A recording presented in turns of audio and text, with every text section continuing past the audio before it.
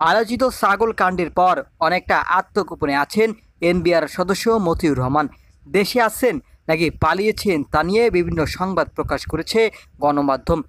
সোমবার সংবাদ মাধ্যমে প্রকাশ হয় মাথা ন্যাড়া করে দেশ ছেড়েছেন মতিউর রহমান। এমন সংবাদ প্রকাশের পর খোঁজ পাওয়া যায় মতিউরের। মঙ্গলবার গণমাধ্যমে প্রকাশিত এক সংবাদে বলা হয়, দেশেই আছেন মতিউর, তিনি মাথা ন্যাড়া করেননি, দেশ থেকে পালিয়েও যাননি। প্রতিবেদনে বলা হয়, সোমবার অভ্যন্তরীণ সম্পদ বিভাগে তিনি যোগদান করেছেন। তবে তিনি অসুস্থ থাকায় বাহক মারফত চিঠি দিয়ে তিনি যোগদান করেছেন। অসুস্থতার কারণে তিনি গতকাল অফিস করেননি। দেশ থেকে পালিয়ে যাওয়া, মাথা ন্যাড়া করা ও সাম্প্রতিক ঘটনা নিয়ে সোমবার একটি গণমাধ্যমের সঙ্গে কথা বলেন ডক্টর মতিউর রহমান।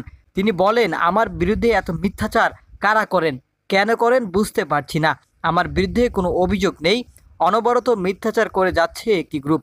মাথা ন্যাড়া করে দেশ থেকে পালিয়ে যাওয়ার বিষয়ে বলেন, আমি মাথা ন্যাড়া করব কেন?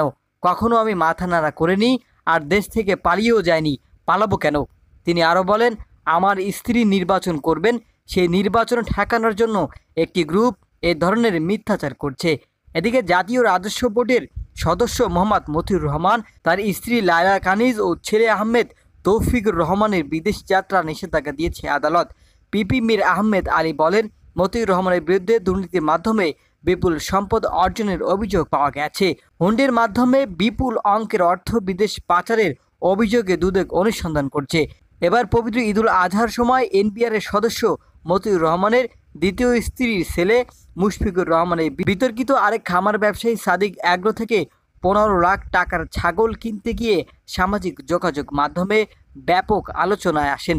ছেলের বিলাসী জীবনযাপনের সূত্র ধরেই মতিউরের সম্পদের বিষয়ে আলোচনায় আসেন।